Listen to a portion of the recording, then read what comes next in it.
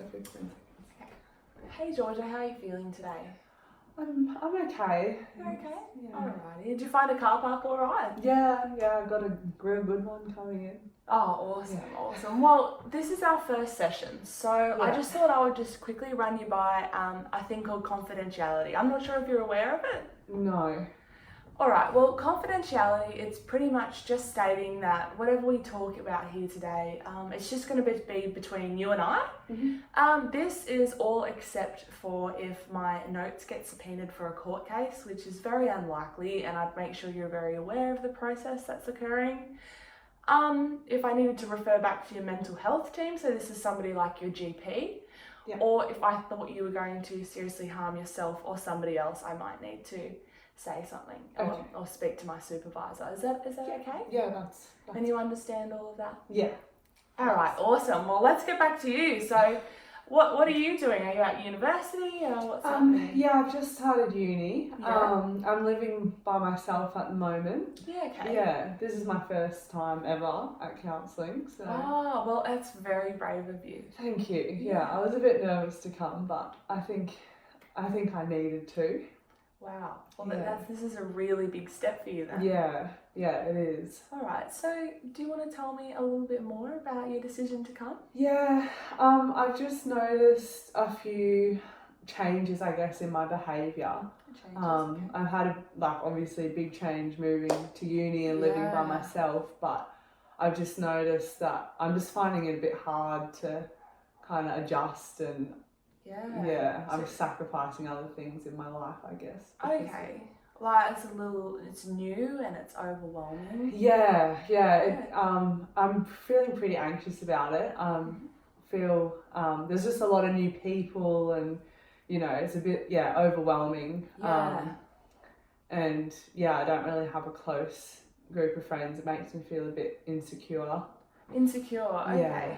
So you are not making too many connections at the moment? No, I'm like I said, I'm living by myself. Yeah. Okay.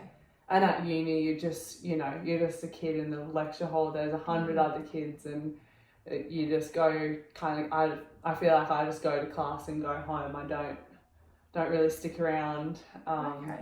I'm not really putting myself out there. Okay, so I'm hearing that you're feeling a little bit isolated, disconnected. Is that correct? Yeah. Okay. And I think because of it, I'm spending more time, on my own, and I just kind of feel like I'm just going down and down when I'm just sitting in my own with my own thoughts. All right. So just to clarify, you've moved here. It's your first year at uni. Yeah. Struggling to make those connections. And you just mentioned that you were alone with your own thoughts. Do you want to talk about that? Yeah. I just notice a lot of, especially because I don't have that kind of positive reinforcement, I guess, of having a good friend group around me. If I get stuck on a negative thought, I just tend to fixate on it. I think that's where a lot of my anxieties come from. Okay. But I'm spending a lot of time just ruminating, and that's kind of why I came, because I notice it's affecting my behaviours and my life. And okay. Yeah. All right. So you're talking like some of these thought processes and behaviours like circles. Yeah. Fixating, and this is causing some distress and anxiety. Yeah. I think a lot of it is kind of coming back to, and that's a bit scary for me, because I know, I've been through it before. I know what it's like. So now I know what's coming. Do you know what I mean? All right. So do you want to elaborate on that? What do you mean? Yeah. I used to, I've had a few issues before with this kind of anxiety sort of things that my mum picked up on before I did, really. I tend to take it out on myself a bit if things don't go wrong. I like to be a perfectionist. I like to have everything how it should be. And I'm really into my health and fitness and stuff, as well as uni. So balancing that's, it's been interesting. Okay, yeah. Well, it is very hard. Like everybody in your position would feel some sort of overwhelming feelings, but you do keep mentioning this anxiety and insecurity. I used to, when I was in high school, I was on the swim team, and I think I had a lot of performance anxiety with that. But now that's kind of transferred to the rest of my life. But I think swimming especially brought out a lot of body image issues for me, Okay, yeah. which I've noticed coming back. I'm not eating as well as I used to, and I just find it really hard to manage all of that. Yeah, it is quite difficult to juggle these pressures. And so you're saying, I'm hearing that you're saying there's a lot of pressures from swimming that you feel has shifted into everyday life. Yeah. Well, I don't swim anymore, but it's those same like niggling feelings, you know, Okay. like I have that same anxiety and insecurity. Yeah, wow. Yeah. That would be really, really hard, really quite disheartening for Yeah. And I think it makes it worse because I'm by myself, so there's no one to stop me, you know, sitting there and just having these same thoughts or going on my phone and seeing other people, like better people than me, and Okay. that's like disheartening too. All right. So you're mentioning like your phone, like social media is influencing. Yeah. I love my social media. Mm-hmm. But I know sometimes it has a poor effect on me. It's not really a healthy thing for me to be doing. Mm-hmm. Sometimes I would just get lost on my phone for hours scrolling through Instagram, looking at everyone else's lives, and it makes me feel really insecure because I see how perfect they are, and I think, I'm sitting at home, no friends, in a new place. So would you say that you're comparing yourself a lot? Yeah.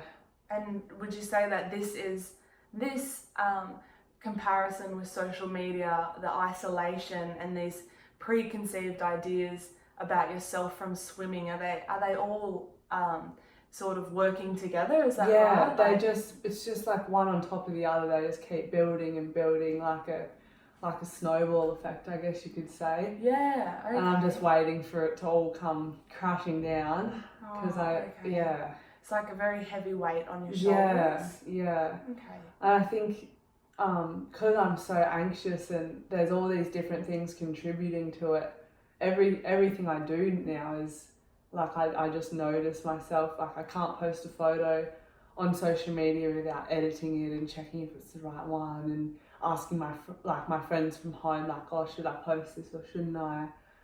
And that's just like unnecessary things that I don't need in my head. Yeah, it's kind of like these thoughts are really affecting you day to day and with activities. Yeah. Okay. Do you want to tell me more about that? Yeah. Well, like I go to uni most days. I try and go to the gym most days. And when I'm busy, I find it's not too bad. But I always come back to this same empty house, and it's just me and my worries are just back again as soon as I stop. Okay, so would you say that these thoughts are kind of like a prison? Yeah. It's really like smothering. I feel a bit trapped, like in my own head. So you just said trapped, like perhaps you can't escape these thoughts. Yeah. Okay, and so I'm hearing that these thoughts are a lot around your self-image, self-worth. Yeah, I think so. Yeah, mainly just my body image. I think like I know that they're irrational, but at the same time I can't stop them.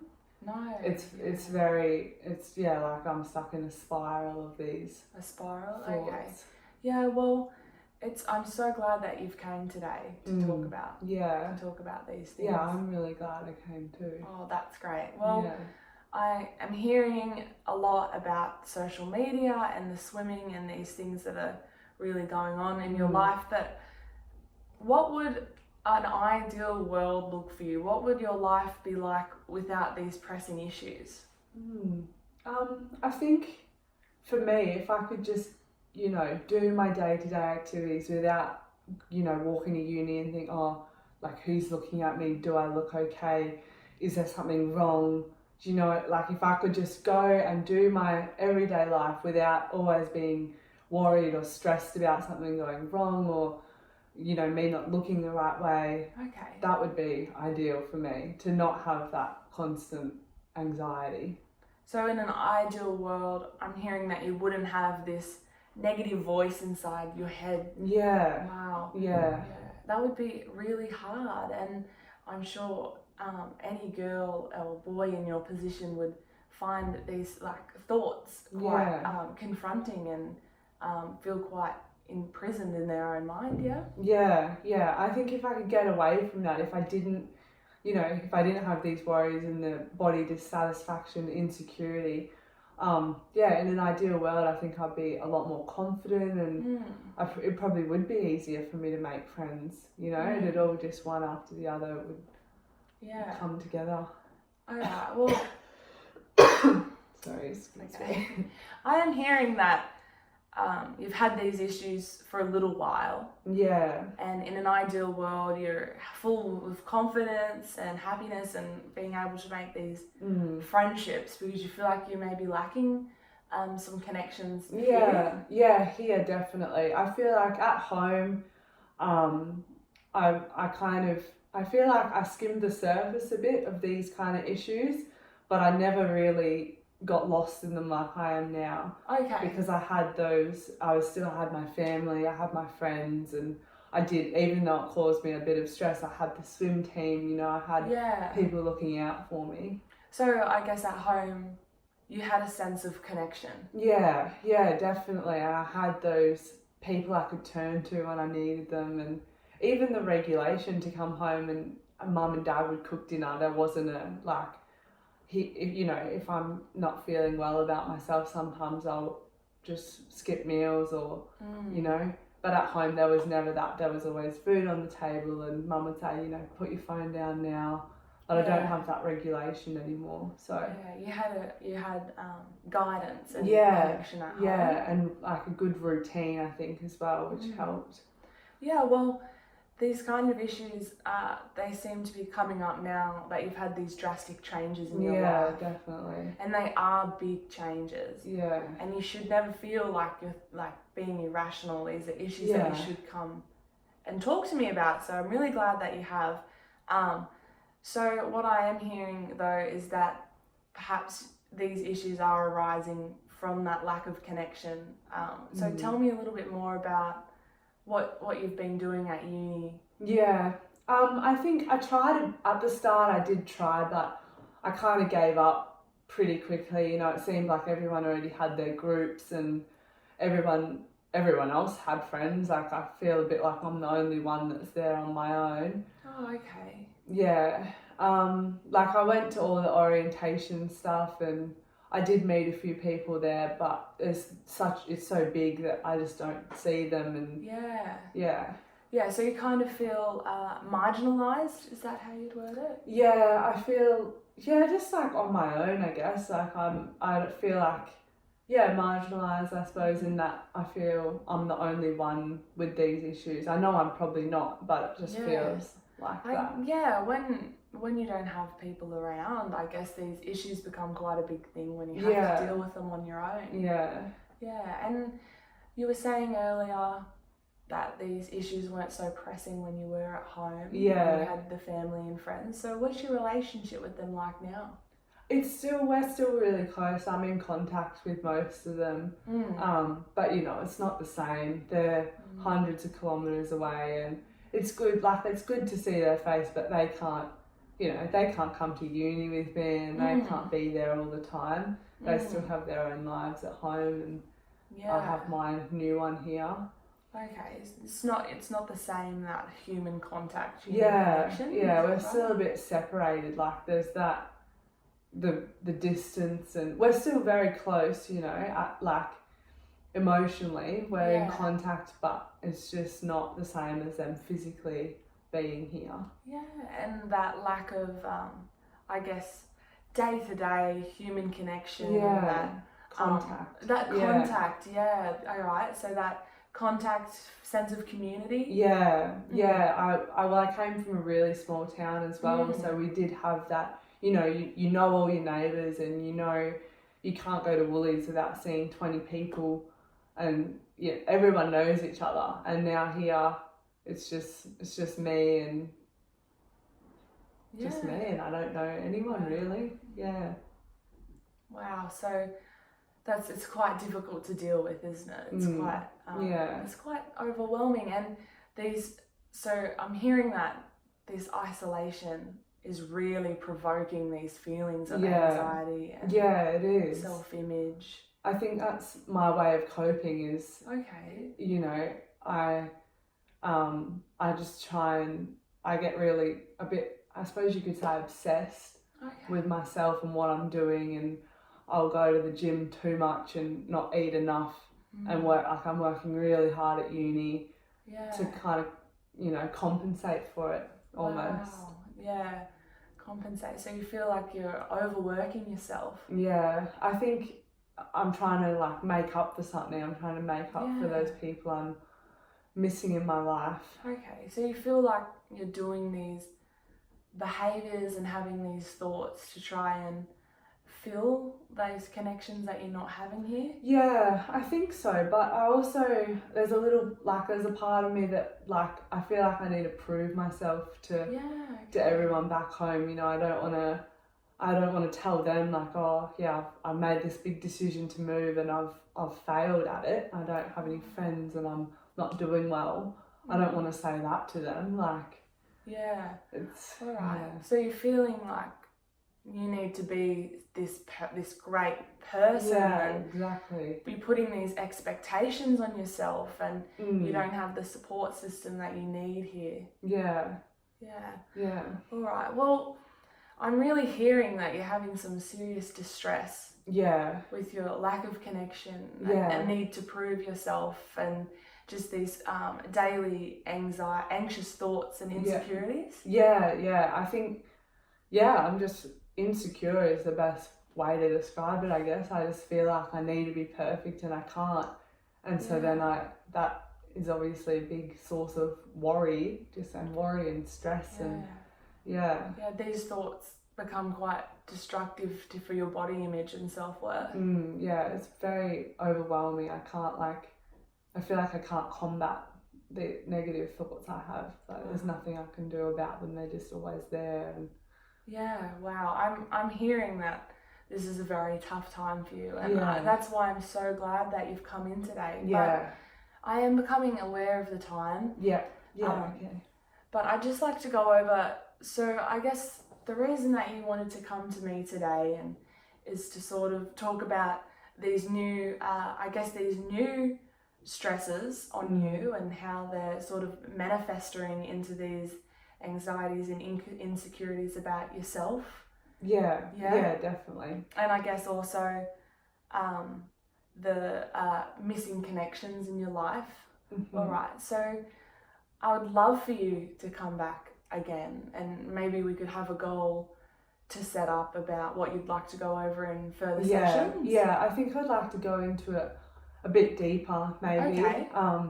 And think of some strategies to maybe work on the things I have going on.